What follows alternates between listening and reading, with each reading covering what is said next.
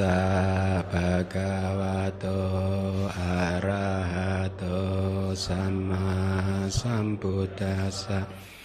Namo tassa bhagavato arahato samma sambuddhassa. Namo tassa bhagavato arahat samma sambuddhassa. Baik, kita kembali belajar Abhidhamma ya. Kalau selama ini kelas-kelas yang sudah Anda pelajari itu adalah kelas tentang Kamma Wacara Citta ya. Saya harap Anda masih ingat, sudah paham definisi dari Kamma Wacara Citta adalah kesadaran yang biasanya muncul di alam-alam lingkup indrawi ya. Karena kita saat ini berada di alam lingkup indrawi, maka 54 jenis kesadaran tersebut biasanya muncul di batin kita. Setiap hari itu muncul. Tentu saja tidak semua 54 Kamma Wacara Citta muncul di batin kita, karena dari 54 itu ada 9 kesadaran yang muncul. Itu khusus hanya di arus kesadaran Buddha, Arahat, dan Pacceka Buddha kan, yaitu 8 Maha Kiriya Citta dan juga Somanassa Sagata Hasitup pada cita atau kesadaran yang memproduksi senyuman. Jadi dari kelompok Ahituka Citta, jadi 9 jenis kesadaran ini tidak muncul di batin kita selama sehari-hari ini, tetapi sisanya 54 dikurangi 9 berarti ada berapa? 45 jenis kesadaran. Itu adalah kesadaran yang kita itu familiar. Setiap hari muncul di kita itu. Di batin Anda yang sering muncul yang mana kesadarannya? Yang 12. Akusala Citta atau yang Maha Kusala? Hah? Kalau kesadaran melihat, kesadaran mendengar, yang menerima dan lain sebagainya itu pasti muncul kan ya. Nah, jadi menarik. Sekarang Anda sudah makin paham tentang jenis kesadaran yang ada di hati kita ini ya. Kalau ke-54 jenis kesadaran Kamma Wacara Citta itu adalah kesadaran yang bisa muncul tanpa kita latih ya. Tanpa kita latih dia muncul secara spontan terus, atau mungkin kadang tidak spontan tapi sering kali muncul kan, tanpa kesulitan kan. Nah, berbeda dengan jenis kesadaran tersebut, maka kesadaran yang kita pelajari pada malam hari ini adalah kesadaran yang harus kita latih. Kalau kita tidak melatihnya, maka jenis kesadaran yang malam ini akan kita pelajari tidak akan pernah muncul di arus cita kita, arus kesadaran kita. Ya, kesadaran tersebut malam hari ini topiknya adalah rupa wacara cittang atau kesadaran lingkup materi halus. Definisinya sama dengan Kamma Wacara Citta, yaitu berarti mirip-mirip ya, logikanya sama. Maksud saya rupa wacara citta berarti kesadaran yang biasanya muncul di alam Brahma materi halus. Apa itu alam Brahma materi halus? Nanti di bab kelima Anda akan belajar dengan detail. Jadi dari semua alam Brahma itu ada alam Brahma tertentu yang dimana makhluk yang terlahir di alam tersebut masih mempunyai tubuh yang halus, tidak sekasar kita. Tubuhnya halus. Ya, kalau orang India menyebutnya itu tubuh astral atau apa, mungkin seperti itu, tapi tubuhnya tidak seperti kita. Yang kita punya ini adalah dikatakan tubuh yang kasar ya. Nah, biasanya muncul di alam tersebut. Biasanya muncul di arus kesadaran para Brahma yang hidup di alam tersebut. Seperti yang minggu lalu saya katakan, ada kata biasanya. Berarti kesadaran tersebut juga bisa muncul di alam kita, di alam manusia atau alam dewa ya.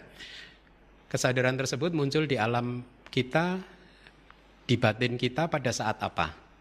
Pada saat Anda bermeditasi dan kemudian Anda mencapai jhana. Jadi kesadaran rupa wacara citta ini adalah bisa dikatakan sebagai kesadaran jhana ya. Kesadaran yang lebih tinggi lagi daripada jenis kesadaran Kamma Wacara Citta. Ya. Nah, tadi saya katakan biasanya muncul di alam Brahma, ya. Alam Brahma materi halus atau rupa Brahma itu ada 16 alam, ya.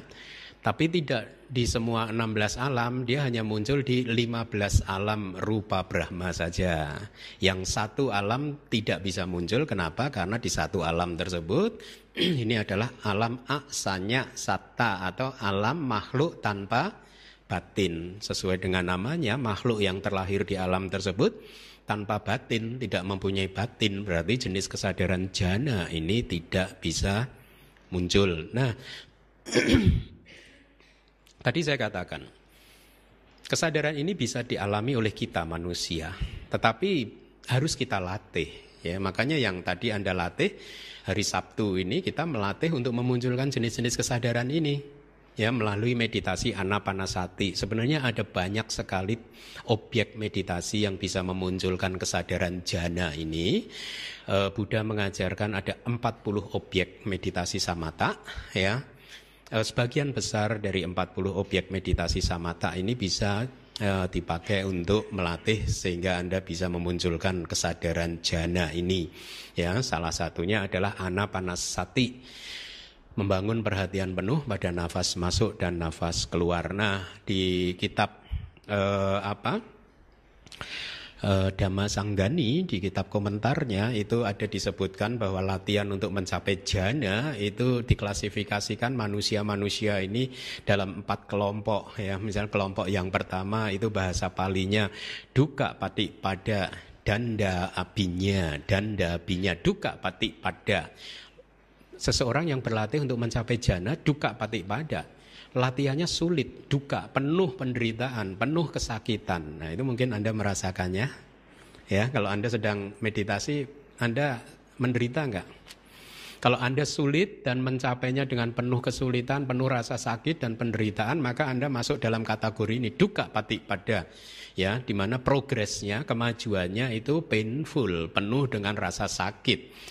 Ya, kalaupun nanti kemudian Anda mencapainya dan setelah mencapai jana kemudian Anda berwipasana, sukses di dalam wipassananya, meskipun juga sulit di dalam wipassananya, maka kategori yang pertama ini berbunyi dukkha patipada danda binya, artinya kemajuannya sulit untuk mencapai samatha, jananya sulit, danda abinyanya atau wipassananya itu pun juga sulit gitu. Jadi ada manusia-manusia jenis pertama ini yang mencapai samatanya sulit, kemudian mencapai wipassananya, kesuksesan wipassananya juga sulit.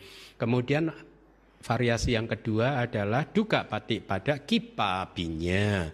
Mencapai samatanya sulit, tetapi kemudian setelah tercapai wipassananya mudah. Ya, ada jenis yang kedua. Kemudian variasi yang ketiga dibalik, samathanya mudah mencapainya, tapi setelah itu berwipasana sulit sekali. Kemudian yang keempat variasinya mencapai samatha atau jananya mudah, tetapi kemudian mencapai kesuksesan di dalam wipassananya juga mudah. Nah, informasi ini saya sampaikan kepada Anda supaya apa? Supaya Anda tidak menjadi discouraged, istilahnya itu menjadi patah semangat. Kenapa saya sudah berlatih sekian tahun tetapi juga belum berhasil? Ternyata di kitab tafsir para arahat juga mengatakan ya memang ada yang seperti itu. Dukkha patipada danda binya. Latihan untuk mencapai jananya itu kemajuannya sulit sekali, tapi karena dia tekun akhirnya dia mencapainya meskipun penuh dengan kesulitan. Dan kemudian dia berwipasana dengan kesadaran jana, berlandaskan pada kesadaran jana tersebut dia bermeditasi wipasana, kemajuannya pun juga sulit gitu. Tetapi akhirnya dia mencapai tingkat kesucian arahat. Ya, jadi kalau Anda kita termasuk di golongan yang pertama ini jangan patah arang, jangan patah semangat terus. Mumpung kita lahir sebagai manusia, kelahiran ini yang sekarang kita dapatkan ini belum tentu dengan mudah bisa kita dapatkan lagi loh setelah ini.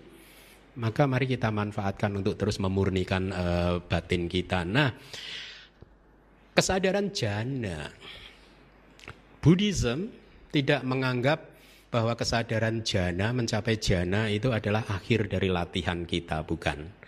Tetapi malah bisa dikatakan malah sebagai awal dari latihan kita. Karena dengan berlandaskan kesadaran jana ini kemudian kita berwipasana gitu ya.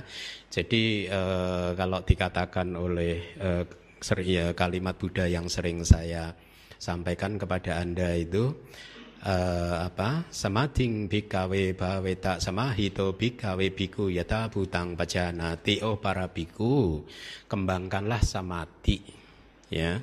Seorang bhikkhu ya atau Anda yang mempunyai samadhi yata bhutang pajanati akan mengetahui yata bhutang. Yata bhutang itu realitas yang apa adanya. Ya, realitas yang benar-benar, yang sejati begitu. Jadi samadhi ini penting sekali. Kesadaran jana ini penting sekali untuk mencapai pencerahan ya.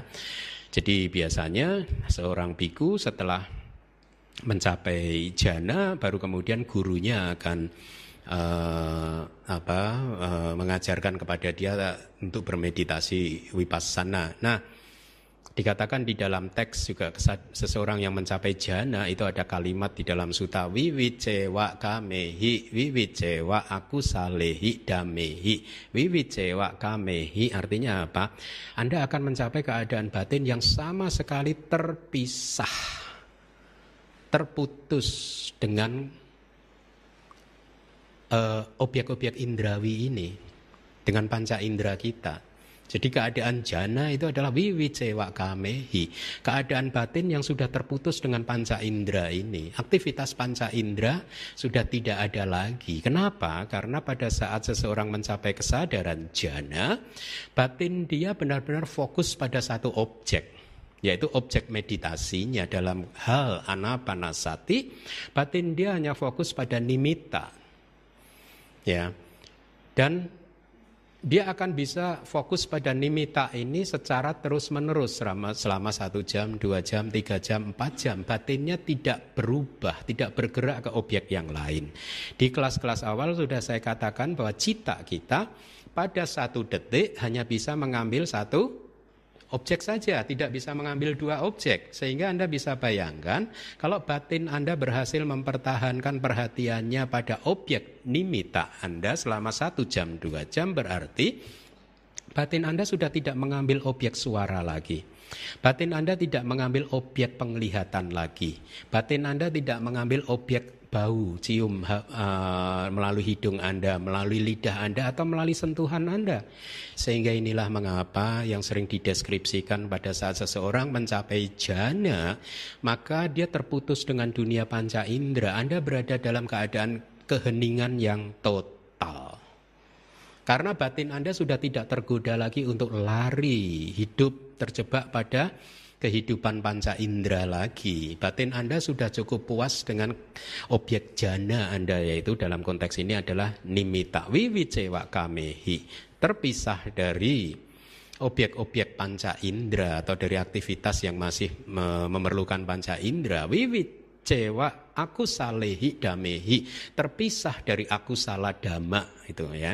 Apa itu terpisah dari aku salah dhamma? Artinya apa? Batin Anda benar-benar sudah murni terpisah dari panca niwarana atau 5 rintangan batin. Ya, saya harap tahu apa itu 5 rintangan batin. Itu adalah keadaan batin yang menghalangi kita untuk masuk mencapai jana. Atau 5 rintangan batin ini adalah cetasika yang menutupi batin yang terang benderang. Ya, batin yang menutupi batin sehingga tidak bisa mencapai jana. Nah, inilah mengapa seringkali Anda mungkin merasakan tiba-tiba pada saat bermeditasi Anda berada dalam satu keadaan keheningan yang mungkin belum Anda rasakan sama sekali. Suasana di sekeliling Anda tidak hening, tetapi Anda seolah-olah tidak mendengar apa-apa. Nah, sekarang Anda tahu kenapa fenomena itu terjadi. Ternyata fenomena itu terjadi karena batin Anda sudah cukup puas dengan objek meditasi Anda, dengan objek nimitta, ya, sehingga objek telinga dan yang lain-lain sudah tidak bisa lagi mengganggu pikiran Anda.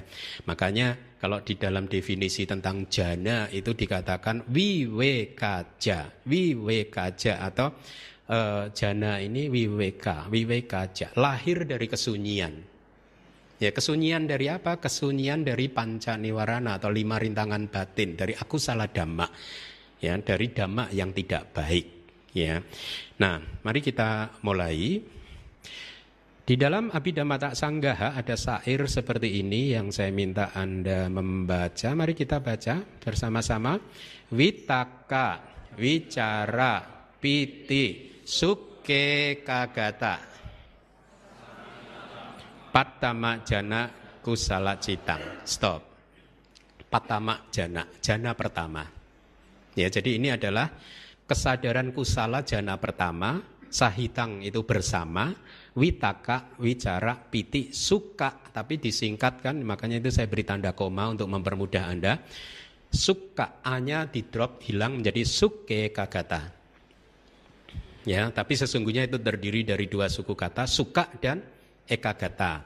Nah, Anda hafalkan ini. Witaka, wicara, piti, suka, ekagata. Ada 5. Kelima hal ini, kelima cetasika ini adalah faktor jana. Jadi kesadaran kusala jana yang pertama sahitang bersama dengan witaka, wicara, piti, suka, ekagata.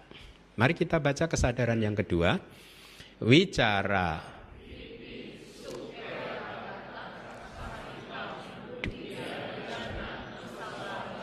Anda perhatikan ada satu faktor jana yang hilang, yaitu witaka. Terus yang ketiga,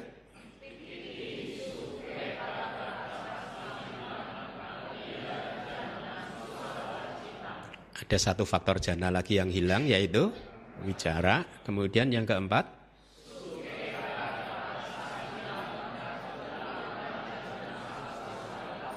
satu faktor jana lagi hilang, yaitu kemudian yang kelima,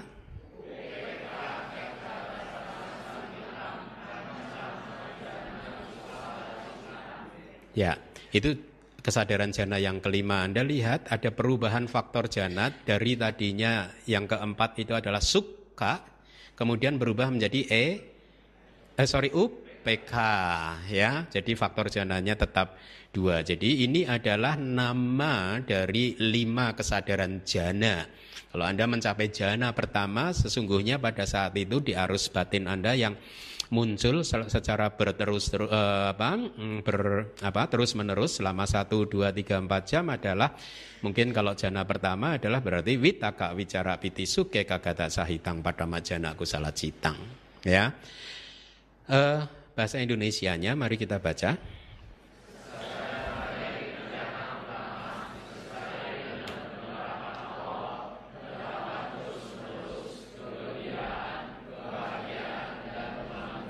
Ya, nah ini terjemahan saya dari witaka, wicara dan seterusnya. Makanya saya sebenarnya lebih menganjurkan Anda untuk menghafal bahasa Palinya, ya, supaya Anda tidak karena kadang terjemahan satu guru dan guru yang lain bisa berbeda-beda, ya. Jadi Anda sekarang tahu ada 5 faktor jana, ya. Kemudian yang kedua, mari kita baca.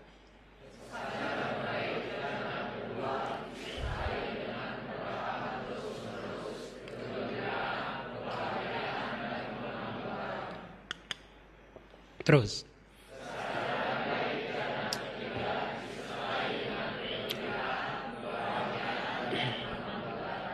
Terus.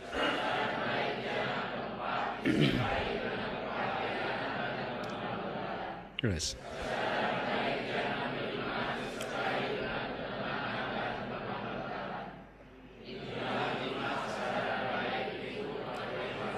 Ya, Anda harus pahami bahwa ini adalah 5 jana lingkup materi halus, karena minggu depan kita akan belajar tentang kesadaran jana yang non material. Ya, tapi hari ini adalah khusus kita mempelajari kesadaran jana yang masih berhubungan dengan materi yang sangat halus. Nah, jadi kesadaran jana ada sahitang di sana bersama. Ya, di dalam kitab komentar itu diberi perumpamaan itu sangat indah, ya, seperti halnya pohon, ya. Pohon itu selalu bersama ada bunganya. Kalau nggak ada bunganya ya ada buahnya. Jadi pohon bersama bunga atau bersama dengan buah gitu. Maka jana itu ya, kesadaran jana selalu muncul bersama dengan faktor jananya, ya.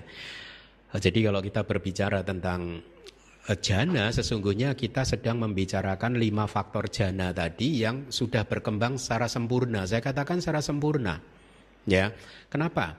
Karena sesungguhnya di dalam kehidupan sehari-hari ini pun juga faktor jana kita eksis, tetapi tidak berkembang secara sempurna. Ya, nah melalui meditasi inilah kita mencoba untuk mengembangkan kelima faktor itu secara sempurna. Itu nanti yang akan kita pelajari dalam kelas kita malam hari ini. Nah, mari kita lihat penjelasan dari kitab sub tafsir atau sub komentarnya. Tadi saya katakan bahwa jana materi halus itu kita bagi menjadi 5. Pembagiannya itu adalah berdasarkan faktor-faktor jananya atau bahasa palinya janangga, itu terdiri dari 2 kata yaitu jana plus angga. Angga itu faktor jana, itu adalah jana, jadi faktor jana. Dan Anda harap ingat bahwa jana pertama itu faktor jananya lengkap 5 ya. Kalau Anda ingin mencapai jana yang lebih tinggi, maka faktor jana yang paling kasar yang harus ditinggalkan yaitu witakanya. Ya, jadi malam hari ini kita hanya akan mempelajari, tujuan saya adalah Anda mulai memahami kesadaran jana itu sebenarnya seperti apa, ciri dan karakteristiknya, supaya Anda tidak menganggap atau supaya Anda familiar, akrab dengan apa yang disebut atau sering disebut di dalam Buddhism sebagai pencapaian meditatif yang disebut jana. Malam hari ini kita tidak membahas tentang teknik meditasinya ya, karena teknik atau informasi tentang teknik meditasi untuk mencapai jana itu nanti akan kita pelajari di bab terakhir di dalam Abhidhamma Sanggaha, yaitu di bab ke-9 ya. Nah, ada lagi dari kitab Vibhawinitika, witaka atau penerapan awal itu adalah memikirkan secara mendalam. Ini penjelasannya, menempatkan dhamma-dhamma yang muncul bersamanya ke objek aramanang witaketi sampai yuta dame abiniropeti ti witako. Itu definisi dari witaka. Jadi memikirkan secara mendalam. Meskipun di dalam konteks abhidhamma, witaka itu tidak memerlukan aktivitas berpikir ya. Kalau di dalam Sutta Pitaka, witaka itu disebut sebagai aktivitas pikiran atau berpikir ya, tetapi di dalam Abhidhamma itu lebih pada kalimat yang kedua. Witaka adalah satu cetasika, faktor mental di dalam batin kita yang fungsinya, karakteristiknya adalah menempatkan dhamma-dhamma yang muncul bersamanya. Dhamma-dhamma itu apa? Berarti menempatkan cetasika-cetasika dan juga cita. Kita belum belajar cetasika, nggak apa-apa ya, tapi untuk informasi awal saya sampaikan kepada Anda bahwa cita itu nanti pada saat muncul, dia muncul bersama dengan cetasika, dengan faktor batin atau faktor mental, seperti misalkan perasaan. Perasaan itu bukan cita tetapi cetasika ya, atau persepsi, atau kemudian tadi faktor jana tadi, witaka, wicara, piti, suka, ekagata, itu semuanya adalah cetasika yang muncul dengan cita, dengan kesadaran jana. Nah, witaka, faktor jana witaka ini fungsinya menempatkan semua dhamma yang muncul bersama dengan kesadaran jana tersebut untuk bersama dengan objek. Jadi kalau dalam konteks meditasi samatha anapanasati, witaka ini yang berfungsi, tugasnya adalah menempatkan cita kita, mengarahkan cita dan juga cetasika yang muncul bersamanya ke objek nimitta. Atau pada saat Anda bermeditasi dan belum mencapai jana, witaka ini yang mengarahkan cita dan juga cetasika yang lain untuk bisa memperhatikan nafas. Jadi ada gerakan yang mengarahkan batin kita ke nafas atau mengarahkan batin kita ke nimitta. Ini adalah tugas dari witaka. Ya, jadi tadi saya katakan cita kita yang sudah kita pelajari ini bukannya satu wujud yang independen, yang sendirian. Dia muncul bersama dengan faktor-faktor batin yang lain. Tetapi cita dan cetasika ini bercampur sedemikian rupa, sedemikian halusnya, sangat sempurna sehingga dikatakan di dalam kitab tafsir itu ibaratnya air sungai. Katakanlah kita bicara tentang 5 faktor jana, berarti ini ibaratnya adalah sungai dari 5 sungai yang bertemu di air, bertemu di samudra, bertemu di lautan. Airnya sudah bercampur kan? Kalau Anda mengambil satu ember dari lautan, dari samudra tersebut, Anda akan kesulitan untuk membedakan air ini dari sungai Witaka, air itu dari sungai Wicara, air ini dari sungai Pitik dan seterusnya. Ya, sulit kan karena sudah bercampur dengan sempurna. Nah, dikatakan di dalam kitab tafsir, cita dan cetasika itu bercampur dengan sempurna seperti itu ibaratnya. Tetapi Buddha mampu memperhatikan dan membedakan dari cita dan cetasika. Inilah mengapa di kitab tafsir dikatakan Buddha telah melakukan pekerjaan yang bahkan lebih sulit daripada memisahkan air di samudra, bahwa ini air dari sungai A, ini adalah air dari sungai B dan seterusnya. Nah, kita sekarang tahu bahwa Witaka itu adalah batin, cetasika, faktor mental yang menempatkan cita dan cetasika yang muncul pada saat itu kepada objek, misalkan nafas, ya. Kita tahu seperti itu karena kita belajar dari guru kita, guru agung kita, Buddha Gotama. Kalau tidak diberitahu oleh guru agung kita, Buddha Gotama, kita mungkin akan juga tersesat, menganggap bahwa ini ada aku dan seterusnya, ya. Nah, mari kita teruskan lagi apa yang bisa kita dapatkan dari informasi yang ada di kitab-kitab tafsir, ya. Karakteristik dari Witaka itu tadi menempatkan dhamma yang bersamanya untuk bisa ke objek saha jatanang aramana biniro panak lakano, ya. Tadi saya sudah menjelaskan. Jadi nanti kalau Anda di bab kedua, Anda akan belajar bahwa ternyata di kesadaran jana 1 misalkan, ya, yang mempunyai 5 faktor jana, itu di dalam kesadaran jana pertama ini ada 35 cetasika lain yang muncul dan lenyap bersamanya. Nanti yang jana kedua ada 34, jana ketiga ada 33 cetasika, jana ke berapa? 4 ada 32 cetasika, jana kelima nanti ada 30 cetasika yang muncul bersama. Jadi Anda lihat, sesuatu yang kita anggap simple ternyata menurut Abhidhamma itu sangat complicated, sangat detail, sangat rumit sekali. Nah, ini adalah keuntungan kita belajar Abhidhamma.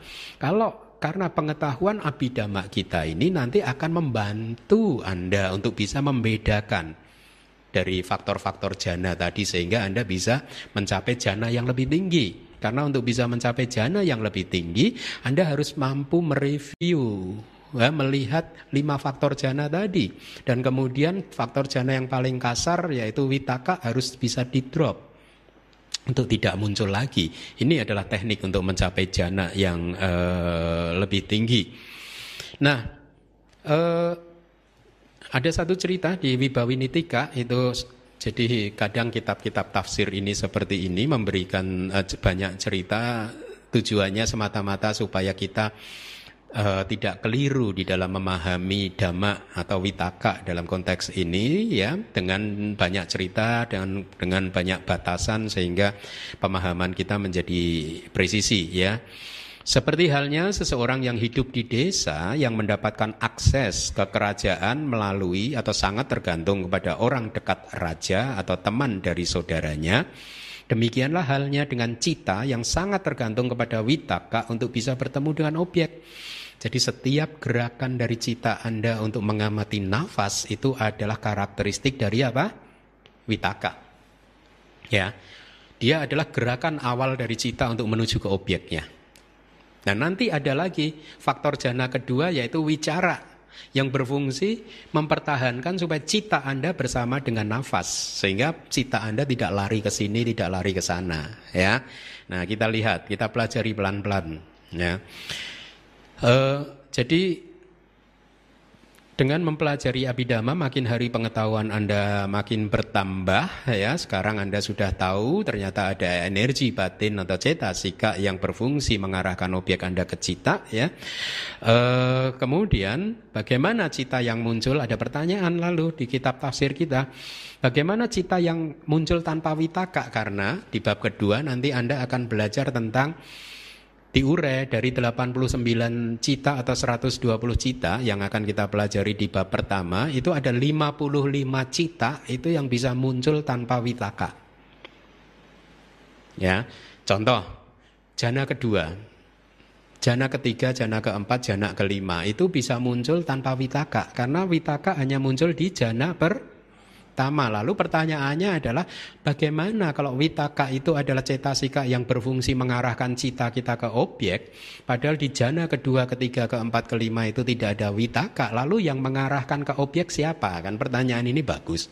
Kalau Anda tidak belajar kitab tafsir kan Anda bisa membangun opini sendiri, ya, atau malah memunculkan keraguan. Nah, untung ada kitab tafsir. Jawabannya, seperti halnya seseorang yang tanpa ragu memasuki istana raja karena keakraban, akrab, familiarity, ya. Demikianlah dikarenakan oleh keakraban, maka awitaka cita, artinya cita awitaka, tanpa witaka, menemui objeknya tanpa witaka. Ya, jadi maksudnya gini, kalau Anda hafal pada satu tempat, Anda sudah hafal sekali, Anda sudah sering ke sana berkali-kali, maka Anda ke sana akan dengan mudah sekali, tidak membutuhkan bantuan siapapun, kira-kira seperti itu, ya, karena Anda sudah akrab, sudah hafal. Contohnya Anda sudah hafal situasi di Bakti Sala ini, ya, sehingga kalau satu hari Anda datang ke sini tanpa bantuan siapapun, Anda bisa langsung ke sini dan Anda tahu di sudut sana ada apa, di sudut sana ada apa, dan seterusnya. Karena keakraban, karena kebiasaan, ya. Nah, mari kita lihat penjelasannya.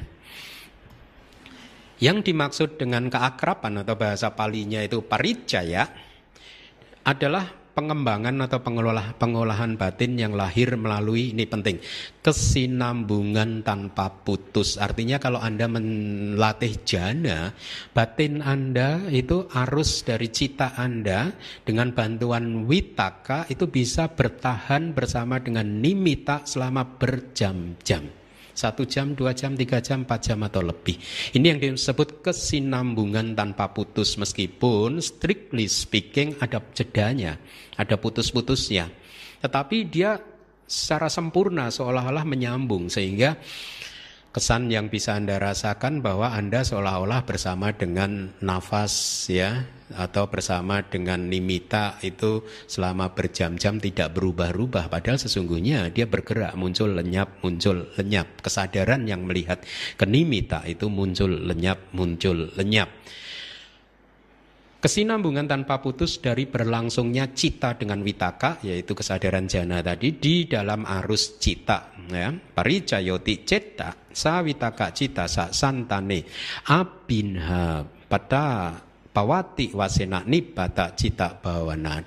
Jadi dengan latihan bermeditasi yang terus-menerus, pada saat Anda mau mencapai jana, itu kan prosesnya Anda jelas sekali, ya. Dari pertama kali Anda mulai bisa mempertahankan nafas yang lembut, kemudian piti dan suka, perasaan damai, bahagia, blissful sudah menjadi semakin kuat. Tiba-tiba Anda mungkin mendapatkan objek nimita dan Anda berhasil mempertahankan di sana selama berjam-jam sehingga Anda akrab, familiar, seperti seseorang yang masuk ke kerajaan karena sudah akrab, ya. Sehingga pada saat batin ini, kesadaran ini dilatih untuk mencapai jana yang lebih tinggi, jana kedua, ketiga, keempat, dan kelima, kesadaran tersebut sudah tidak memerlukan witaka lagi untuk mencapai jana yang lebih tinggi, ya. Itu kira-kira seperti itu.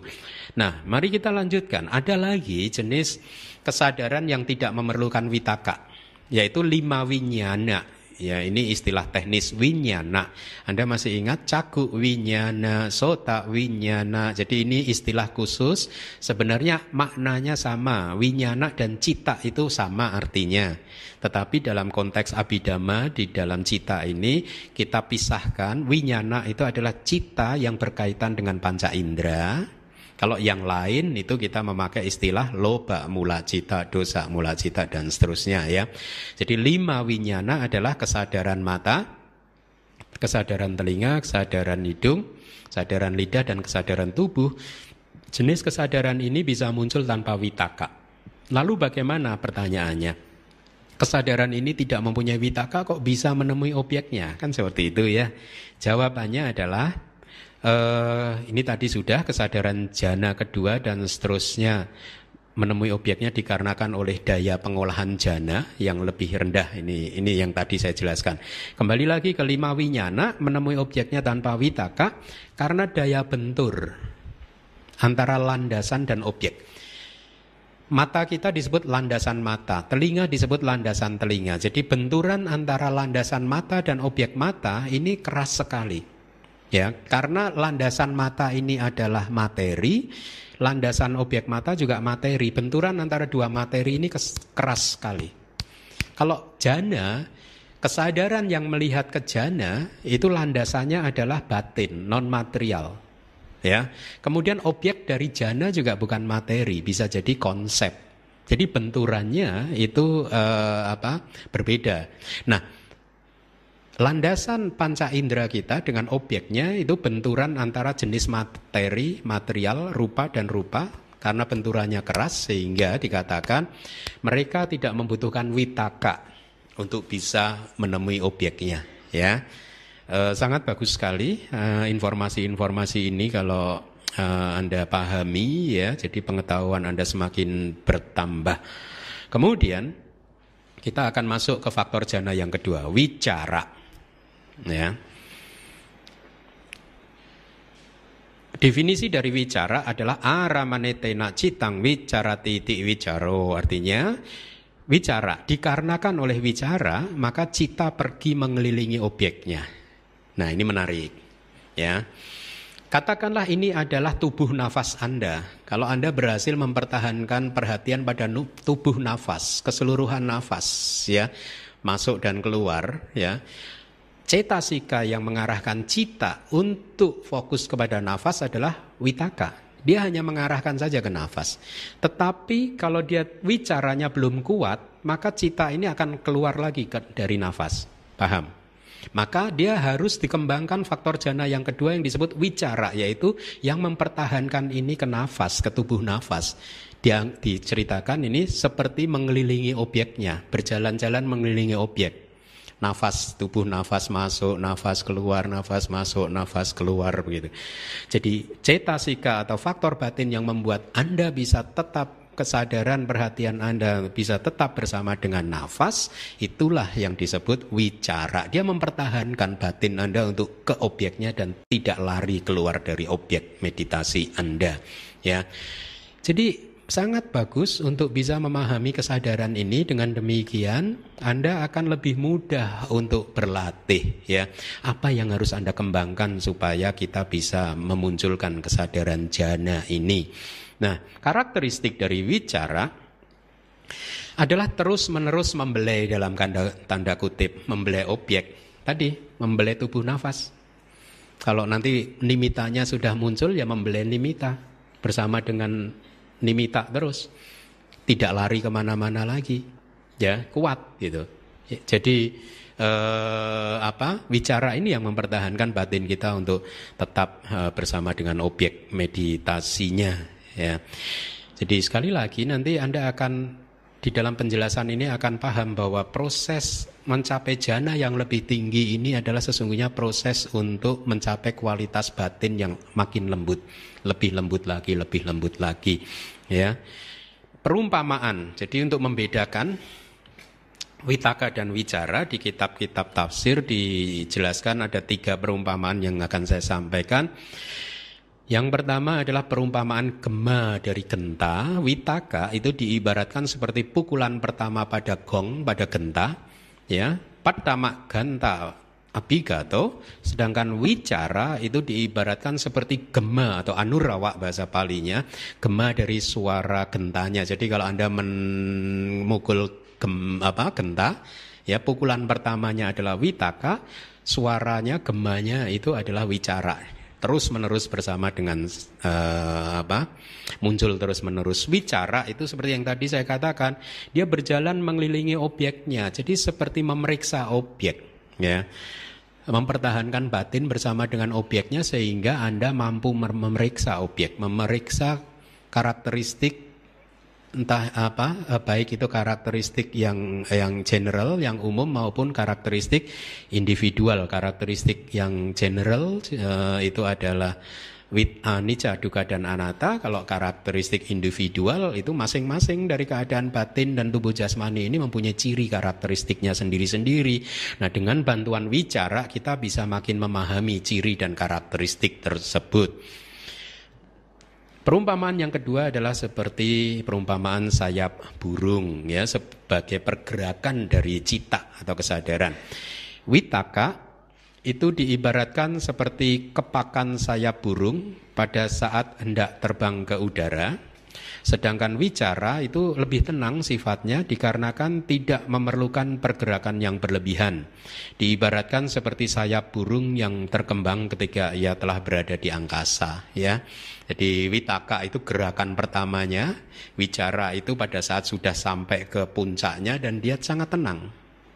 Ya, seperti sayap burung yang mengembang, tidak memerlukan banyak gerakan lagi. Ya, yang ketiga adalah perumpamaan seekor lebah. Vitakka diibaratkan seperti seekor lebah yang terbang menuju ke bunga teratai, dan wicara diibaratkan seperti ketika lebah tersebut berjalan-jalan di atasnya. Ya, vitakka adalah cetasika yang mengarahkan batin Anda ke objeknya, ke nafas masuk dan nafas keluar. Wicara adalah cetasika atau energi batin yang mempertahankan batin Anda untuk terus bersama dengan nafas, sehingga tidak keluar dari nafas, ya. Nah, mari kita lihat faktor jana yang ketiga, piti. Apa itu piti? Piti ini satu cetasika, faktor jana yang ketiga yang membuat hati kita gembira. Jadi kalau Anda bermeditasi, terus kemudian Anda mengalami nafas yang makin lembut, dan Anda merasakan perasaan tenang, damai, bahagia, atau bahasa Inggrisnya blissful, ini salah satunya karena piti. Sebenarnya karena pertemuan dari dua faktor jana yang berfungsi secara berkembang, sudah makin berkembang, yaitu piti dan sukha. Faktor jana yang setelah piti ini.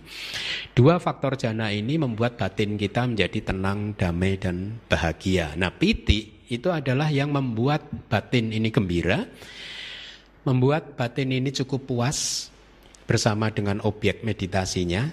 Artinya cukup puas itu berarti dia sudah tidak tertarik lagi dengan apapun yang bukan menjadi objek meditasinya. Paham nggak? Kalau batin Anda sudah cukup puas dengan nafas Anda, ya, maka batin tidak akan keluar dari nafas. Anda sudah cukup puas dengan nafas. Ya, ini adalah fungsi dari piti, membuat nafas menjadi menarik. Kenapa Anda puas? Karena nafas menjadi menarik. Ya, kalau Anda tertarik kepada sesuatu kan Anda sudah tidak akan bergerak ke tempat yang lain lagi kan? Nah, piti ini membuat batin Anda tertarik pada objek meditasinya. Fungsinya menyegarkan tubuh dan juga menyegarkan batin. Maka kalau Anda pernah bermeditasi dan mengalami kemajuan, tiba-tiba Anda akan merasa tubuh Anda segar. Ya, tubuh Anda sejuk, batin Anda juga menjadi semakin damai dan bahagia. Nah, ini karena pengaruh dari piti yang sudah mulai berkembang dan menyebabkannya tertarik kepada objeknya. Karakteristik dari piti adalah membuat kita bahagia, membuat batin bukan kita ya bahagia, membahagiakan. Nah, di dalam kitab yang lain itu dijelaskan ada 5 jenis piti. Tadi saya katakan piti itu adalah cetasika yang membuat objeknya menjadi menarik. Ya, Anda pernah merasakan dalam retret panjang, ya, tiba-tiba pada hari tertentu Anda melihat dunia sekeliling Anda menjadi sangat menarik. Pernah nggak mengalami hal seperti itu? Kalau Anda pernah mengalami, bahkan daun dari pohon itu menjadi berbeda dari daun yang Anda lihat sebelumnya. Ya, apapun menjadi berbeda dan menjadi lebih indah, lebih menarik. Kalau Anda mengalami hal seperti ini sekarang Anda kenal bahwa itu adalah piti yang sedang bekerja. Piti yang sedang bekerja. Ya. Membuat objek menjadi menarik, kemudian tubuh menjadi segar. Ya, salah satu murid mengatakan, katanya dia seolah-olah bisa berada seperti di depan kulkas yang terbuka. Tubuhnya tiba-tiba terasa sejuk sekali gitu. Ya, ini karena piti, faktor jananya yang disebut piti sudah mulai berkembang. Nah, mari kita lihat 5 piti. Ini dari kitab yang lain. Ada yang disebut kudaka. Piti kudaka itu kecil, minor. Jadi rasa segar, rasa bahagia, blissful tadi munculnya sesaat kemudian hilang lagi untuk jangka waktu yang lama, sesaat lagi muncul hilang lagi gitu. Jadi sering cirinya tiba-tiba tubuh Anda menjadi semacam bulu rambut tubuh Anda menjadi berdiri begitu. Ya. Nah, itu piti yang minor, kudaka piti. Nanti ada lagi kanika piti. Jadi tubuh ini merasa segar sesaat demi sesaat gitu. Ya, ada lagi okantika piti ya. Ada piti yang seperti menyirami. Jadi seolah-olah kita merasa sejuk, itu seperti disirami oleh air yang sangat sejuk. Ya, tubuh kita semakin sering merasakan kesejukan tersebut. Ya. Ada lagi ubeka piti, itu seorang meditator bisa akhirnya mengangkat tubuhnya. Nah, sekarang Anda tahu bahwa kalau ada seorang meditator bisa mengangkat tubuhnya terangkat, ini karena piti, bukan karena kesaktian apa-apa, karena piti. Ya. Kemudian yang kelima adalah parana piti, itu adalah piti yang menyebar ke seluruh tubuh. Nah, ini dikatakan kalau seseorang mencapai jhana, maka piti itu akan menyebar ke seluruh tubuh seperti dalam kitab tafsir itu kalau kapas dicelupkan ke dalam minyaknya akan terserap di dalam kapas ke seluruh bagian dari kapas tersebut. Jadi piti tadi akan menyebar ke seluruh tubuh Anda menjadi sangat sejuk ya, sangat ringan, ada perasaan damai, bahagia, tenang ya, dan cukup puas bersama dengan nafas. Ini yang penting. Kenapa kita tidak bisa bersama dengan nafas masuk dan nafas keluar?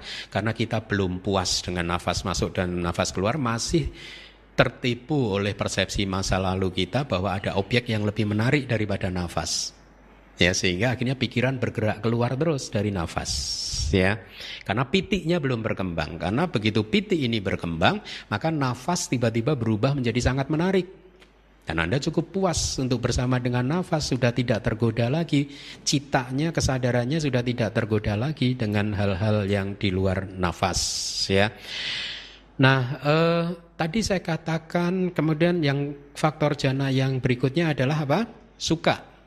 Kita sudah belajar ada berapa jenis perasaan? 5 kan? Somanasa, domanasa, upeka, suka, dan duka. Nah, sekarang apakah suka di dalam faktor jhana yang keempat ini sama dengan suka wedana di tubuh? Tidak. Istilahnya sama-sama suka, tetapi suka di sini adalah sebenarnya mewakili somanasa, yaitu perasaan bahagia di batin. Kalau suka yang berkaitan dengan kesadaran tubuh itu kan perasaan bahagia yang berkaitan dengan tubuh kan. Kalau ini murni batin. Jadi suka di sini adalah somanasa wedana. Ini yang menyebabkan dhamma yang berasosiasinya bersamanya menjadi bahagia. Ya, jadi kalau Anda mencapai jhana, tadi saya katakan dua faktor jhana ini, piti dan suka ini yang sering diterjemahkan menjadi blissful. Tenang, damai, bahagia, dan itu di luar, tidak bisa dideskripsikan lagi. Jenis kebahagiaannya berbeda dengan jenis kebahagiaan duniawi ya. Inilah mengapa kalau di Sutta Buddha sering mengatakan ada 3 jenis kebahagiaan. Yang pertama adalah samisa sukang. Samisa sukang ini dikatakan sebagai kebahagiaan duniawi. Kebahagiaan duniawi itu apa? Seperti yang kita rasakan sehari-hari. Kita merasa bahagia karena melihat sesuatu yang indah, mendengar suara yang kita inginkan. Jadi kebahagiaan yang masih berhubungan dengan objek-objek panca indera. Itu kebahagiaan duniawi. Tetapi ada jenis kebahagiaan yang lain yang disebut niramisang sukang, yaitu kebahagiaan yang sudah terputus dari panca indera ini. Ya, yaitu jenis kebahagiaan non duniawi. Ya, ini suka wedana sebagai faktor jhana yang muncul di jhana 1, jhana 2 dan jhana 3. Kalau di dalam sutanya, kalau jhana keempat tidak disebutkan oleh Buddha. Kenapa? Karena jhana keempat berasosiasi dengan perasaan upeka, bukan suka. Jadi kalau Anda baca Niramisa Sutta di Anguttara Nikaya, Buddha di sana menyebutkan 3 jenis kebahagiaan. Samisang suka, kebahagiaan duniawi, ya ini kebahagiaan yang muncul pada saat kita masih terkait dengan panca indera ini. Ya, kebahagiaan yang muncul melalui panca kama guna. Ya, pancakama guna itu objek-objek panca indera kita dan kita menyukainya. Ya. Kemudian jenis kebahagiaan yang kedua adalah niramisang suka, kebahagiaan yang non duniawi. Ini adalah kebahagiaan yang muncul pada saat Anda mencapai jana 1, 2, dan ketiga. Kemudian ada lagi niramisa tarang sukang atau kebahagiaan yang lebih lagi ya daripada kebahagiaan jana tadi, yaitu apa? Kebahagiaan dari seseorang yang sudah menghancurkan asawa atau seseorang yang sudah menjadi arahat, yang sudah menghancurkan asawa, noda-noda batin ya. Pada saat dia melihat batinnya sudah bebas dari loba, dosa, moha. Jadi ini kebahagiaan yang lebih tinggi lagi ya. Ya saya sampaikan itu untuk informasi Anda bahwa jangan terjebak pada kebahagiaan duniawi. Ada jenis kebahagiaan lain yang lebih luhur, yang lebih mulia. Ya. Nah, karakteristik dari suka adalah menikmati atau memakan objek yang menyenangkan, seperti seorang raja yang menikmati rasa dari makanan lezatnya. Ya. Mari kita lihat perbedaan antara piti dan suka. Ya, jadi begini ini abhidhamma, jadi kita diberikan informasi yang presisi supaya kita bisa membedakan setiap cita dan cetasika dengan baik. Ya. Perbedaan antara piti dan suka. Kualitas khas dari piti itu terlihat jelas pada saat mendapatkan objeknya. Seperti seseorang yang kelelahan di gurun, kemudian dia melihat air oasis. Bayangkan, seseorang petualang kelelahan, tidak mempunyai air, sudah kehausan, tiba-tiba di jauh kejauhan dia melihat ada oasis. Maka muncul perasaan gembira kan? Nah ini piti. Ya. Kemudian suka itu berbeda. Kualitas khas dari suka terlihat jelas pada saat dia menikmati objek yang didapatnya, seperti minum dan lain-lain. Artinya dan lain-lain berarti setelah tadi petualangnya melihat ada oasis kan dia muncul rasa gembira. Kemudian dia mendekati sumber tersebut dan dia menemukan danaunya, dan setelah itu ternyata airnya jernih. Dia menikmati sepenuhnya, dia minum dari air tersebut. Kemudian dia mungkin mandi untuk membersihkan tubuhnya yang berkeringat dan lain sebagainya. Nah ini disebut seperti suka atau kebahagiaan ya. Jadi piti dan suka itu sangat erat kaitannya. Prosesnya itu munculnya sangat erat. Piti adalah ketertarikan awal, suka adalah yang menikmati objeknya. Menikmati secara langsung ya. Nah dikatakan di dalam kitab-kitab, tadi saya menyebut di awal kelas ada Brahma. Kalau kita manusia ini kan makan makanan yang kasar kan. Nah disebutkan bahwa Brahma itu tidak makan makanan yang kasar seperti kita ini. Apa makanan dari Brahma? Piti dan suka. Bayangkan. Inilah mengapa seseorang yang mencapai jana, dia bisa berada di dalam jana mungkin selama 1 hari, 2 hari, dan mungkin tidak memerlukan makanan apapun. Ya karena dia udah makan dengan piti sukanya tadi. Ya. Ada perbedaan lagi di grup, ada yang menanyakan tentang pancakanda. Ini sekarang saya jawab ini. Kalau piti itu adalah cetasika yang termasuk di kanda mana, agregat mana? Sangkara kanda. Kalau suka itu agregat mana? Perasaan. Wedana kanda, agregat perasaan. Ya,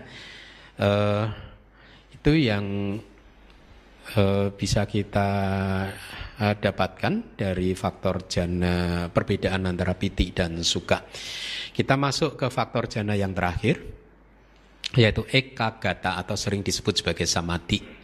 Ya, jadi kalau kita berbicara tentang samadhi, itu sesungguhnya kita bisa dikatakan sedang membicarakan faktor jana yang kelima, ekagata, yang sudah berkembang secara sempurna. Ya, adalah keadaan batin yang hening. Ya, hening. Kenapa? Karena manunggal. Karena batin sudah bersama dengan satu objek, sehingga suara sudah tidak bisa lagi mengganggu dia. Kenapa? Karena batin benar-benar bersama dengan nimitta, satu objek saja. Berada dalam keheningan yang total, tidak terganggu lagi oleh objek yang berbeda-beda. Itu definisinya.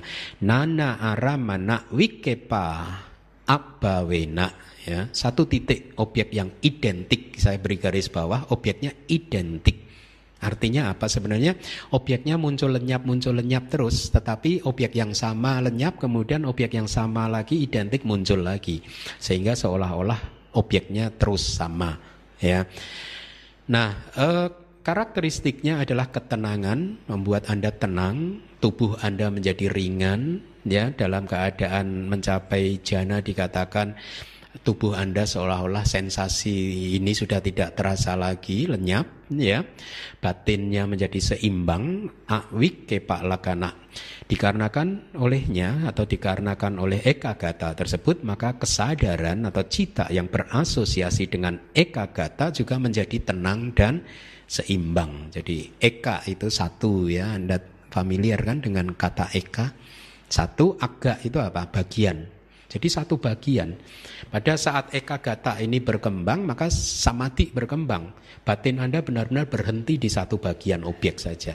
Sudah tidak bergerak ke sana sini lagi, ya.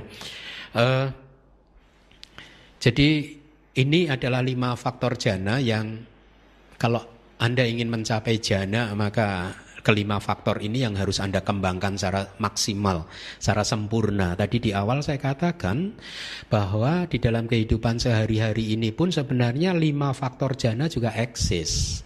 Tetapi dia tidak berkembang secara sempurna sehingga tidak bisa dikatakan sebagai faktor jana. Jadi di dalam pada saat Anda sekarang mendengarkan suara saya pun itu witaka wicara berfungsi, tetapi tidak berfungsi secara maksimal.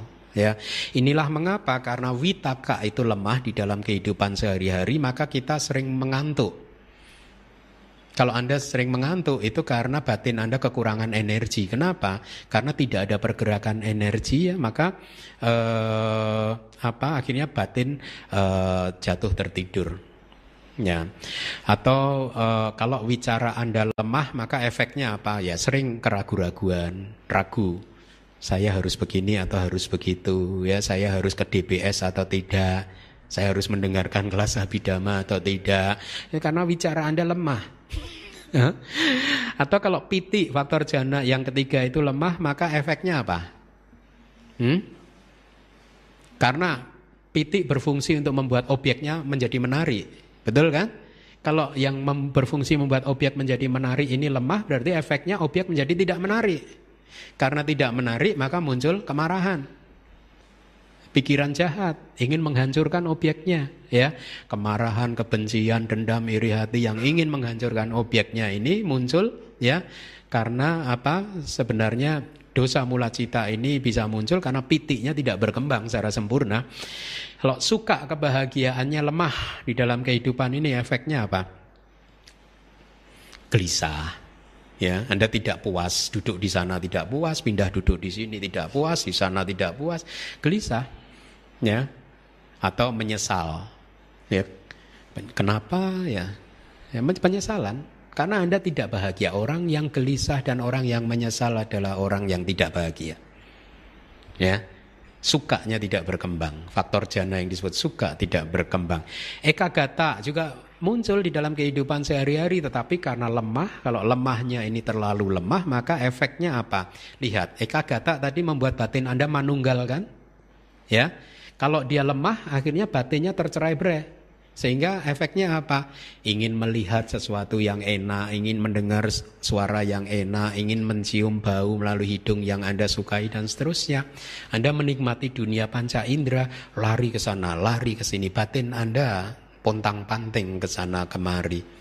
Ya, tidak bisa fokus pada satu objek. Dan inilah mengapa, ya, kalau kelima faktor jana ini berhasil Anda kembangkan, maka meditasi Anda akan mulai berkembang juga. Nah, mari kita lihat definisi jana, yaitu mengkontemplasikan objek secara dekat. Ini definisinya yang pertama. Kemudian yang kedua definisinya adalah membakar sesuatu yang merugikan atau berlawanan, yaitu pancaniwarana, 5 rintangan batin, ya. Jadi jana itu mengkontemplasikan objek secara dekat. Inilah mengapa kalau seseorang berada di dalam jana, kesadaran mereka manunggal bersama dengan objek jananya, sangat dekat sekali. Dan pada saat itu semua kondisi yang merugikan yaitu 5 rintangan batin terbakar, tidak muncul di permukaan arus kesadaran dia. Ya. Jadi istilah jana seperti yang tadi saya ulangi lagi merujuk pada gabungan dari 5 faktor jana yang sudah berkembang secara maksimal. Di dalam kitab tafsir diberi perumpamaan seperti istilahnya kereta atau mobil. Istilah mobil ini sesungguhnya hanyalah gabungan dari roda, setir, spion, jok dan lain sebagainya. Begitu digabung menjadi mobil.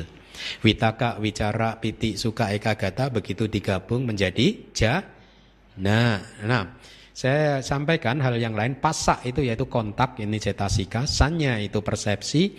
Cetana itu adalah kehendak untuk berbuat. Dan lain-lain itu sesungguhnya juga muncul bersama dengan kesadaran jana.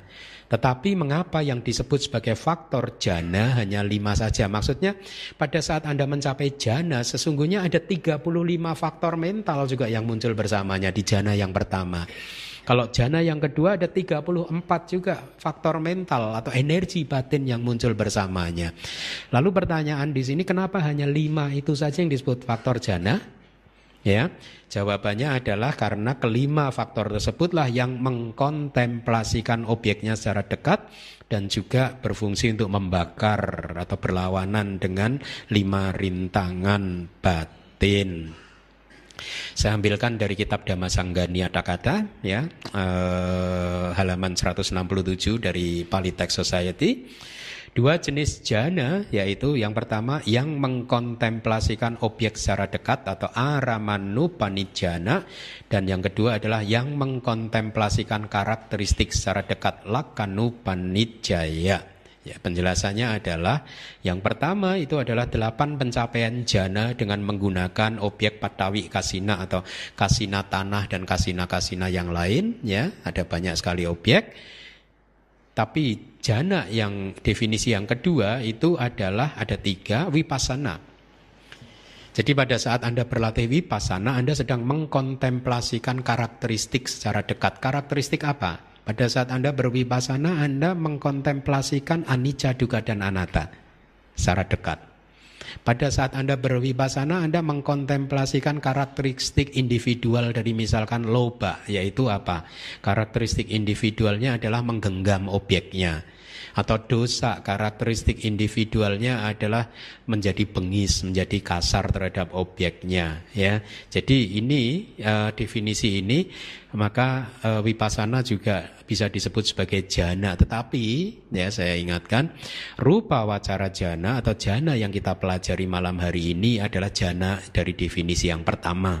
Ya, kemudian yang kedua magga atau jalan itu disebut juga jana yang mengkontemplasikan karakteristik secara dekat. Kenapa? Karena kalau kita bermeditasi vipassana, sebenarnya kita sedang menuju ke titik akhir dari latihan vipassana kita. Kunci kesuksesan vipassana kita adalah kemunculan kesadaran yang disebut magga citta atau kesadaran jalan. Nah, kesadaran jalan ini mengambil objeknya nibbana. Fungsi dari kesadaran jalan adalah yang mengambil objek nibbana ini adalah membakar kilesa. Ya, kalau Anda berhasil memunculkan kesadaran jalan, maka kekotoran batin Anda akan terbakar sampai tidak muncul secara bertahap, secara gradual dia akan terjadi. Nah, puncak dari latihan vipassana adalah memunculkan magga citta atau kesadaran jalan. Inilah mengapa magga citta juga disebut sebagai jana dalam artian dia mengkontemplasikan karakteristik secara dekat.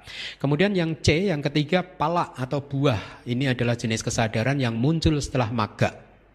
Begitu kesadaran magga lenyap, kesadaran pala atau buah muncul. Disebut juga sebagai lakanupanijjana atau jana yang mengkontemplasikan karakteristik secara dekat. Kenapa? Karena kesadaran pala atau buah mengkontemplasikan secara dekat karakteristik dari nirodha saca atau kebenaran tentang nirodha, yaitu nibbana. Ya. Ini informasi-informasi yang juga bagus untuk bisa Anda pahami. Mari kita teruskan. Saya akan sampaikan apa yang kita dapatkan dari kitab tafsir tentang bagaimana kelima faktor jana itu bekerja pada saat seseorang mencapai jana. Witaka tadi seperti yang saya katakan menempatkan cita ke objek, misalkan nafas masuk dan nafas keluar atau nimita. Ya, wicara mempertahankan cita tersebut untuk terus berada di dalam nimita. Piti akan menyegarkan dan membuat cita tubuh gembira, segar. Ya, suka akan membuat tumbuh dan berkembang. Artinya apa? Perasaan blissfulnya menjadi tumbuh dan berkembang. Tenang, damai dan bahagianya menjadi semakin menguat. Ya. Kemudian ekagata atau samadhi menempatkan cita dan dhamma yang berasosiasi dengannya ke objek meditasi, yaitu nimita, yang didapat melalui keseimbangan indria dan menjaga keheningan secara sempurna. Inilah yang sering saya katakan, kalau Anda bermeditasi, Anda harus menjaga keseimbangannya secara sempurna seperti seorang pemain akrobat yang berjalan di tali baja yang tempatkan dari satu tower building ke gedung tinggi yang lain itu kan ya. Sudah ada permainan seperti itu kan. Dia harus benar-benar tenang, seimbang. Sedikit dia tidak seimbang, dia akan jatuh. Sama pada saat seseorang bermeditasi, dia harus seimbang seperti itu supaya pikiran tidak lagi memancar keluar untuk menemui objek-objek panca inderanya ya. Nah, tadi dikatakan keseimbangan indria, itu apa yang disebut indria di sini? Ada 5 indria yang harus kita kembangkan secara sempurna dan harus seimbang, yaitu apa? Saddha, wirya, sati, samadhi, panya. Ya, nanti di bab lain kita akan belajar tentang panca indria ini yang harus dikembangkan secara sempurna dan seimbang. Nah, kita lanjutkan. Faktor jana dan panca niwarana. Tadi saya sudah sampaikan panca niwarana, 5 rintangan batin yang menutupi jana, yang membuat seseorang gagal masuk ke dalam jana. Faktor jana yang menjadi lawan atau bahasa palinya patipaka untuk panca niwarana, 5 rintangan batin adalah sebagai berikut. Jadi Anda lihat ini sudah saya buatkan tabel. Kelihatan nggak? Kelihatan ya. Faktor jana yang pertama witaka itu berlawanan dengan tina mida, kemalasan dan rasa kantuk ya. Keterangannya witaka itu muncul dalam bentuk aktivitas, energi kan tadi membawa ke objek kan. Kalau malas dan kantuk kan males, ngantuk. Inactivity, nggak ada aktivitas. Ya, makanya kalau witakanya itu berkembang secara maksimal, maka Anda tidak akan merasa ngantuk, tidak merasa malas. Anda ingin bermeditasi terus, ya. Mungkin bahkan sampai tidak tidur malam. Selama berhari-hari tidak tidur malam. Ya, karena vitaka Anda sudah cukup kuat. Wicara itu berlawanan dengan keraguan, wicikica, ya. Kenapa? Keterangannya karena wicara itu mirip, sifatnya mirip dengan kebijaksanaan. Tadi dikatakan kan, wicara berjalan-jalan di objeknya kan, seperti menginvestigasi objeknya kan, sehingga ini cirinya kebijaksanaan. Pada saat wicara berkembang, maka keraguan-raguan menjadi hilang. Ya, piti itu berlawanan dengan biapada, ya, yaitu kehendak jahat, karena piti mempunyai sifat alamiah kegembiraan, pamoja, gembira. Anda riang gembira sehingga kemarahan tidak bisa muncul. Orang yang marah adalah orang yang sedang kehilangan kegembiraannya. Inilah mengapa orang yang marah itu tidak membutuhkan Anda untuk memarahinya lagi. Kenapa kamu marah-marah? Yang dibutuhkan dari Anda adalah untuk bisa mengangkat dia keluar dari ketidakgembiraannya. Bikinlah dia gembira supaya dia tidak marah-marah. Ya. Kemudian suka. Kebahagiaan itu berlawanan dengan uddaca dan kukuca, kegelisahan dan penyesalan. Keterangannya karena suka itu mempunyai sifat alamiah yang menenangkan dan menyejukkan, sehingga kegelisahan dan penyesalan tidak muncul. Ekagata itu berlawanan dengan kama canda, yaitu hasrat indrawi. Kenapa? Karena dengan ekagata akan mencegah batin kita mengembara keluar menuju ke aktivitas panca indera, karena tertarik oleh bermacam objek dari panca indera di bawah pengaruh nafsu-nafsu indrawi. Ya, jadi ini bagaimana faktor jana itu membakar 5 rintangan batin. Nah, mari kita lanjutkan. Ini adalah Tadi definisi dari jana. Upanijana kicata, ya, jadi mempunyai fungsi dari upanijana, mempunyai fungsi untuk mengkontemplasikan objek secara dekat. Kama adi, yaitu kama dan lain-lain, yaitu kama canda, biapada dan rintangan batin yang lain. Sante supica hanyesu panca ewa jana sanyitati. Jadi hanya 5 panca ewa, hanya 5 inilah yang disebut sebagai jana, karena dia mempunyai fungsi untuk mengkontemplasikan objek dan melawan kama canda. Tadi juga sudah saya sampaikan, ini informasi terus saya sampaikan supaya tujuan saya sebenarnya adalah Anda mempunyai pemahaman yang firm, yang kokoh, yang muncul dari kitab suci dan kitab tafsir, bukan dari opini-opini Anda. Ya, ini tujuan saya. Nah, faktor jana UPK itu termasuk di dalam sukha karena mempunyai ciri keheningan dan kedamaian, ya. Tadi sudah Anda masih ingat nggak faktor jana kelima itu apa saja? UPK dan ekagata. Faktor jana keempat apa? Sukha dan ekagata. Tapi kenapa yang disebutkan faktor jana hanya 5? Sukha saja, tidak UPK. Ya, penjelasannya ini karena UPK mirip dengan sukha dalam hal ketenangan, kedamaian, ya. Karena sifatnya yang damai, penjelasan dari Vibhangga Adakata dan Visuddhimagga, maka UPK dikatakan juga sebagai sukha. Jadi faktor jananya yang dimasukkan hanyalah sukha, bukan, tidak perlu dikatakan UPK-nya, ya. Keduanya sebenarnya sama-sama wedana, sama-sama perasaan, ya. Nah, ini juga menarik.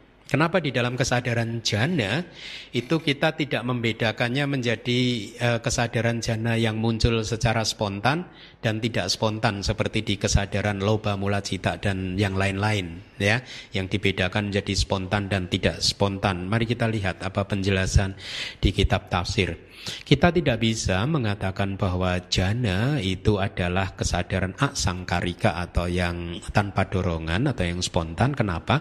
Karena jana tidak muncul hanya karena hak saja, adikara. Artinya patik sandi dengan 3 akar. Artinya begini, seseorang yang bisa mencapai jana itu adalah seseorang yang patik sandinya, kesadaran penyambung kelahiran kembalinya mempunyai 3 akar. Ya, kalau Anda belum bisa mencapai berarti Anda kemungkinannya 2 akar. Karena kalau Anda sudah bisa mencapai berarti confirm Anda 3 akar kesadaran penyambung kelahiran kembalinya. Nah, tadi dikatakan tidak bisa hanya karena 3 akar saja, tidak bisa seseorang otomatis mencapai jana. Maka tidak bisa dikatakan kesadaran jana ini spontan. Karena apa? Dia harus berlatih. Meskipun dia 3 akar, dia masih harus berlatih. Jadi kalau dikatakan kesadaran yang spontan tidak bisa, karena harus dilatih. Ini maksudnya. Sebaliknya, kalau dikatakan ini adalah bisa disebut karena dia harus berlatih, berarti kesadaran jana adalah kesadaran dengan dorongan dong. Kan begitu? Karena kan harus dilatih meditasinya, ya. Jadi kesadarannya saksangkarika dengan dorongan. Dijawab, tidak bisa juga. Karena meskipun Anda berlatih, kalau ternyata kesadaran pertama Anda masuk ke kandungan mamah Anda, kesadaran yang menyambung kehidupan Anda dari kehidupan lampau ke kehidupan sekarang itu adalah 2 akar, maka sekeras apapun Anda berlatih, Anda tidak bisa mencapai jana. Inilah mengapa tidak bisa atau tidak dibedakan menjadi asangkarika spontan dan saksangkarika atau dengan dorongan, ya. Yang berikutnya ini sudah saya katakan, ya. Mari kita lihat klasifikasi 4 dan 5 jana ini saya sampaikan kepada Anda supaya Anda tahu dan tidak bingung kenapa di dalam Abhidhamma kita berbicara tentang 5 klasifikasi jana, rupa wacara jana, sementara di Sutta Pitaka Buddha hanya menyebutkan 4 rupa wacara jana, ya. Nah, di dalam Abhidhamma kita harus presisinya harus tinggi karena ternyata ada saja makhluk-makhluk yang meninggalkan faktor jananya satu persatu. Nah, kita lihat di tabel ini. 5 jana dan 4 jana, kemudian faktor jana. Jana pertama di 5 jana dan jana pertama di 4 jana itu sama, mempunyai 5 faktor. Tetapi jana kedua di klasifikasi 5 jana itu tidak ada padanannya di 4 jana. Kenapa? Karena faktor jana yang kedua ada 4, yaitu kecuali Vitaka yang tadi sudah kita baca. Ya. Nah, di Sutta Pitaka disebutkan klasifikasi 4 jana di jana kedua itu sama dengan jana ketiga di klasifikasi Abhidhamma. Kenapa? Dalam hal mempunyai 3 faktor jana, yaitu Vitaka dan Wicara. Jana keempat di Abhidhamma sama dengan jana yang ketiga di Sutta Pitaka dalam hal mempunyai sama-sama 2 faktor jana, yaitu tadi kecuali Vitaka dan Wicara. Ini kecuali Vitaka, Wicara dan Piti. Jana kelima sama dengan jana keempat di Sutta Pitaka dalam hal ada 2 faktor jana, yaitu apa? Upeka dan Ekagata. Ya, jadi Anda jangan bingung kenapa ada hal seperti ini. Nah, seringkali kemudian dikatakan Abhidhamma enggak benar, bukan ajaran Buddha. Yang benar Sutta Pitaka. Ya, sekarang kita lihat kalau yang benar itu adalah komposisi jana di Sutta Pitaka yang ada hanya klasifikasinya hanya ada 4 jana, maka saya akan sampaikan ada satu sutta di Digha Nikaya yang bunyinya seperti ini. Tayome bhikkhave samadhi. Oh, para biku ya. Ada 3 samadhi, ada 3 konsentrasi. Yang pertama adalah sakwitaka sakwicaro samadhi, konsentrasi dengan witaka dan wicara. Berarti jana berapa ini? Ada Vitaka, ada Wicara. Dua-duanya ada kan, Abhidhamma dan Sutta ada kan. Tapi di Digha Nikaya ini ada kalimat berikutnya, awitaka wicaro mato samadhi. Jadi ada jana yang tanpa Vitaka tapi dengan Wicara. Di Sutta Pitaka ada enggak? Enggak ada. Adanya di Abhidhamma Pitaka. Kemudian kalimat yang ketiga, awitaka wicaro samadhi. Samadhi tanpa Vitaka dan tanpa Wicara. Dua-duanya ada. Jadi kita tidak bisa mengatakan sutta lebih benar dari Abhidhamma atau Abhidhamma lebih benar dari sutta. Seperti di kelas pertama saya katakan, pengetahuan Sutta Pitaka dan Abhidhamma Anda akan saling melengkapi, ya. Nah, di kitab tafsir juga dikatakan, kenapa lalu ada 5 jana? Jawabannya adalah karena kecenderungan seseorang, Pugala Jasaya, itu berbeda-beda. Ada seseorang yang mencapai jananya dengan meninggalkan 1 faktor jana, 1 faktor jana. Kalau di dalam Sutta Pitaka sering disebutkan Vitaka dan Wicaranya di drop dalam saat yang bersamaan, ya. Dan juga karena keindahan ajaran, ya. Jadi ini informasi-informasi yang bisa disampaikan.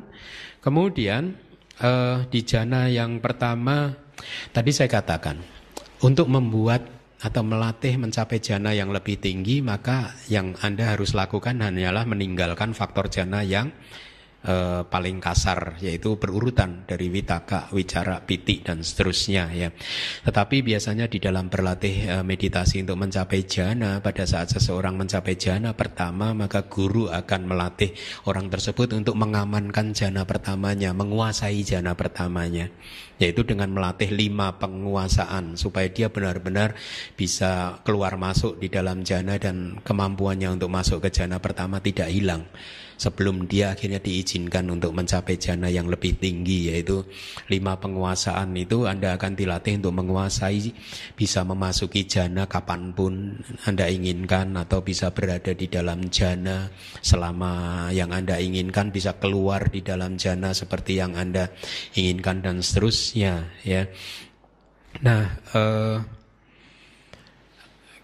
mari kita lihat yang berikutnya. Jadi setelah Anda menguasai jana yang pertama tadi, ya, baru kemudian Anda dilatih untuk menguasai jana yang kedua. Caranya bagaimana? Anda masuk ke dalam jana yang pertama, ya, dengan objek nimitta di jana yang pertama, kemudian keluar dari jana yang pertama, ya. kemudian mulai merenungkan betapa dari 5 faktor jana tadi, ada faktor jana yang sangat kasar, yaitu vitaka. Kenapa vitaka ini kasar? Karena dia sifatnya bergerak kan, bergerak untuk ke objek. Jadi terasa kasar. Dalam kondisi sehari-hari kita tidak merasakan bahwa vitaka ini kasar. Tetapi kalau Anda mencapai jana pertama, dikatakan bahwa vitaka akan terasa sangat kasar, ya. Sehingga kemudian Anda merenungkan ada bahayanya juga. Kenapa? Karena vitaka jana pertama ini masih dekat dengan pancaniwarana, dengan 5 rintangan batin, ya. Sehingga untuk mencapai jana yang lebih tinggi, maka vitakanya harus dihilangkan. Caranya bagaimana? Dengan setelah merenungkan Anda masuk ke jana yang pertama, mengambil objek nimitanya,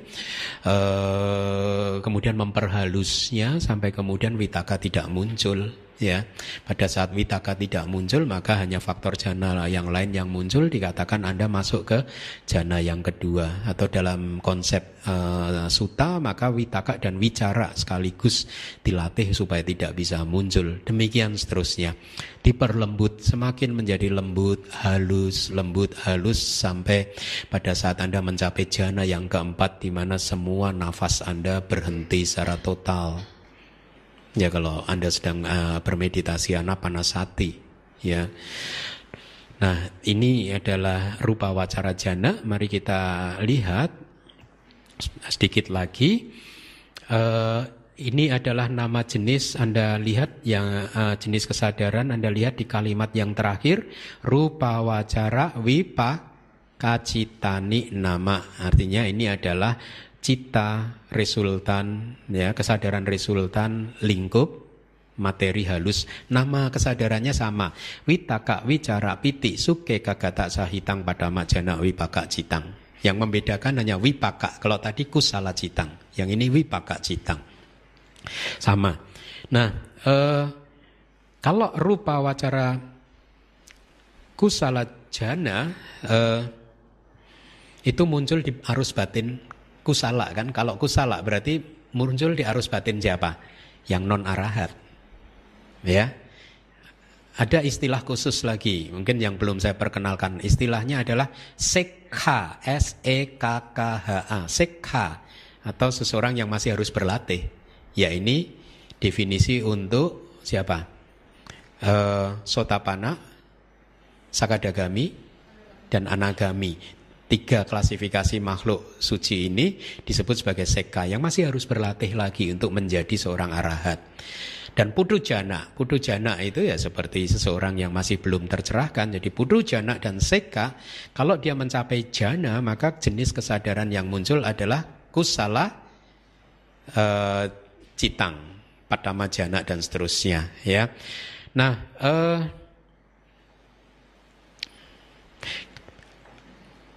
kalau rupa wacara kusala cita yang tadi sudah kita pelajari itu bisa muncul di alam-alam kita, di alam indrawi, ya, di sini, atau di alam surga, di alam dewa.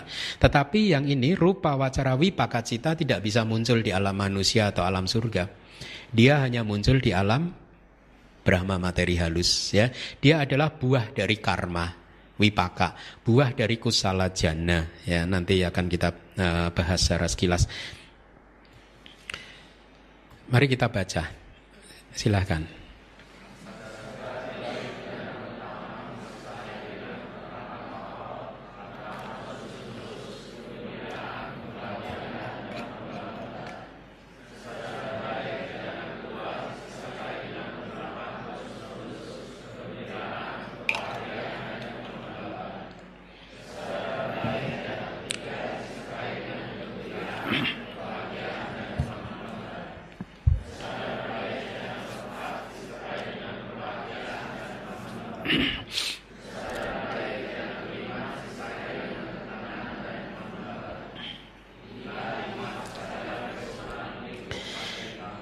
Iya, resultan, ya. Anda bedakan, namanya masih sama, tapi di sini resultan. Kalau yang tadi adalah kusala. Nah, saya akan jelaskan bedanya, ya. Jadi tidak seperti resultan di lingkup indrawi. Kita udah belajar kan, wipaka di kama wacara wipaka. Ya, di lingkup indrawi resultannya itu ada berapa? Akusala wipaka ada. Ini adalah buah dari akusala cita kan? Betul. Dia identik atau tidak identik? Tidak. Betul? Akusala cita, karmanya dan wipakanya identik nggak nama kesadarannya? Tidak identik, ya. Kemudian wipaka yang lain adalah kusala ahetuka cita. Ini adalah buah karma dari mahakusala. Identik tidak? Tidak identik kan? Karena yang satu adalah upeka sagata sota winyanang, kalau maha kusala kan somanasa sagata nyana sampayutanga sangkarika dan seterusnya, tidak identik, ya. Tetapi maha kusala juga bisa menghasilkan buah yang identik, yaitu maha wipaka, identik kan. Jadi kalau di kama wacara cita, karma bisa menghasilkan buah yang identik ataupun juga bisa menghasilkan buah yang tidak identik. Tetapi di kesadaran jana, buahnya selalu identik. Makanya nama dari kesadarannya juga identik, sama. Jadi kusala jana, kusala rupa wacara jana dan wipaka rupa wacara jana itu nama kesadarannya identik. Jadi maksudnya seperti ini. Kalau Anda berhasil menguasai katakanlah 4 jana semuanya, ya. Dan kemudian orang tersebut yang sudah menguasai jana, di detik-detik akhir di dalam kehidupannya, dia berhasil mempertahankan masuk di dalam jana. Kemudian dia meninggal berada di dalam jana tersebut, maka detik ini dia meninggal, detik berikutnya akan muncul kesadaran wipaka yang identik, yang membuat dia terlahir di alam Brahma sesuai dengan jana yang dia kuasai tadi. Ya, kalau dia terakhir meninggal dengan kesadaran kusala jana yang pertama, maka detik berikutnya kesadaran penyambung kelahiran kembalinya adalah wipaka cita dari jana yang sama dan membuat dia terlahir di alam Brahma jana pertama. Ya, kalau dia masuk di detik terakhirnya itu menguasai jana yang kedua, maka detik berikutnya dia lahir di alam Brahma jana yang kedua. Jadi seperti itu yang dimaksud di dalam kitab komentar di Dhammasanggani ada kitab komentarnya itu diberi seperti bayangan gajah, kuda, gunung, itu bayangannya mirip gitu. Jadi kesadaran kusala jana itu buahnya identik, itu yang dimaksud.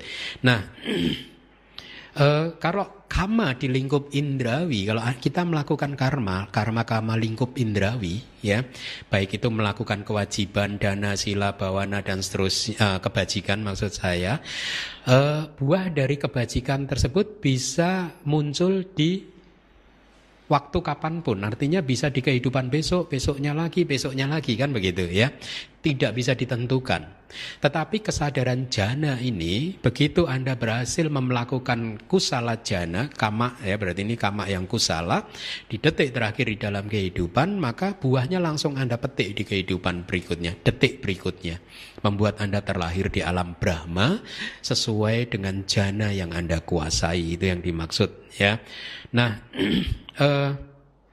inilah yang dikatakan di dalam kitab komentar bahwa kama rupa wacara dan kama arupa wacara itu anantara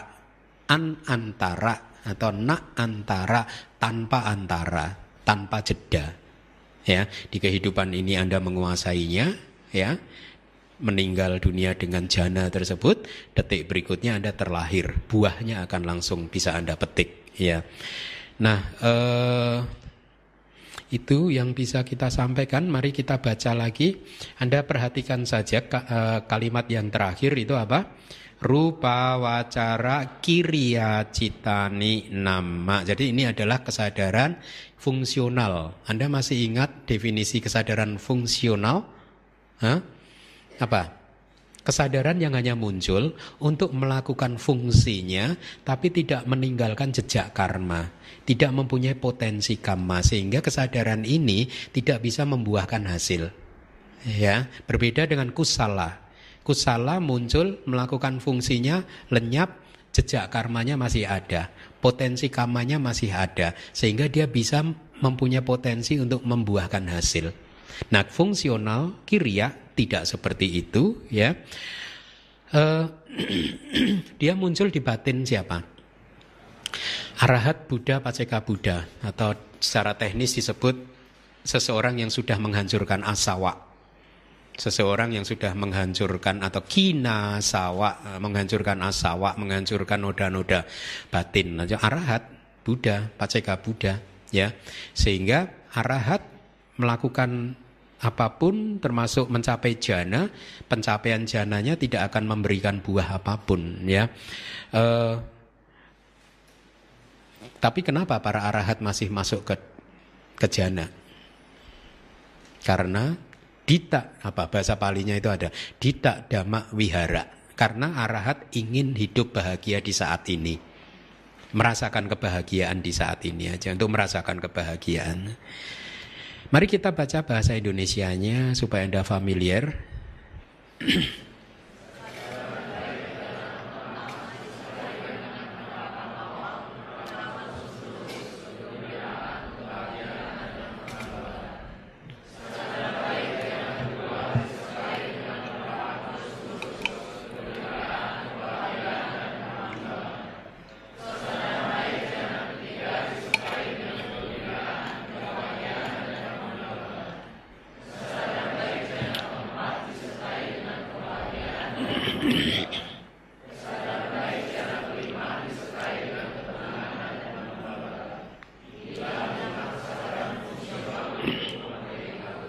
Ya, bagus. Jadi tadi saya katakan bahwa arahat pun ya pada saat dia sudah menjadi seorang arahat seperti Buddha itu juga setiap hari beliau berdiam di dalam jana.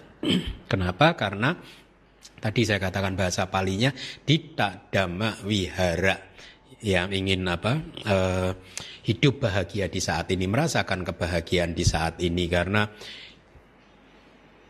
untuk hidup di dalam keseharian ya masih terjebak dengan kama wacara cita, meskipun itu mahakiriya, itu sangat troublesome, ya sangat melelahkan. Sehingga Buddha dan para arahat ya pada saat ingin menikmati kebahagiaan di saat kekinian, dia akan memasuki jana. Nah, pada saat seseorang berlatih meditasi dan kemudian mencapai jana selama dia bukan arahat, maka kesadaran jananya seperti yang tadi saya katakan adalah kusala jana, ya. Kemudian keluar dari jana dia bermeditasi vipassana dan berbuah meditasi vipassananya, dia mencapai tingkat kesucian arahat pada saat itu. Dan setelah mencapai tingkat kesucian arahat, dia kembali lagi masuk ke jana. Maka pada kali ini kesadaran yang yang muncul apa? Dari jenis kiriya cita, ya. Ini yang fungsional. Dan kemudian setelah itu mungkin arahat tersebut hidup di dalam keseharian, dia membabarkan dhamma talk seperti Buddha ya, mengajari muridnya, atau melakukan kebajikan-kebajikan yang lain, melatih sila dan lain sebagainya, atau menghormati orang yang pantas dihormati, menghormati dhamma. Ini kan semua kebajikan. Nah, kebajikan tersebut dilakukan oleh siapa? Kesadaran yang mana? Mahakiriya, ya. Jadi seorang arahat Buddha dan Paceka Buddha melakukan 10 kebajikan dengan memunculkan mahakiriya citta, ya. Jadi ini kita masuk di babak akhir. Kesimpulannya demikianlah akhir keseluruhan dari 15 kesadaran yang kusala, baik resultan dan fungsional, materi halus, ya. Ketika dibedakan sesuai dengan jananya bisa menjadi 5. Ketika dibedakan berdasarkan kusala, wipaka, dan kiriya menjadi 15. Ya. Tadi sudah saya katakan wipaka adalah buah dari rupa wacara kusala jana. Dan dengan demikian kiriya adalah jenis kesadaran yang muncul di batin seorang arahat yang mencapai tingkat kesucian arahat. Biasanya di dalam kitab-kitab kita dikatakan bahwa seseorang yang mencapai tingkat kesucian arahat itu ada kalimat yang sangat bagus. Beliau akan mengucapkan kina jati wusitang brahmacaryang na parang itatayati. Artinya kina jati, kehidupan kelahiran telah dihancurkan. Jadi seorang arahat sudah menghancurkan kelahiran, sudah menghancurkan kehidupan, dia tidak akan terlahir lagi setelah ini. Wusitang brahmacaryang, berarti kehidupan suci telah dijalankan. Ada yang lain, katang karaniang tadi. Dan what should be done, apa yang harus dilakukan sudah dia lakukan semua. Jadi sudah tidak ada latihan-latihan lagi yang harus dia kembangkan. Nah parangita tayati, sudah tidak ada lagi keadaan yang selain ini gitu. Artinya apa? Inilah kehidupan dia yang terakhir. Setelah dia parinibbana sudah tidak ada lagi kelahiran, tidak ada lagi kehidupan. Ya, demikian berarti kita cukupkan kelas kita malam hari ini. Terima kasih.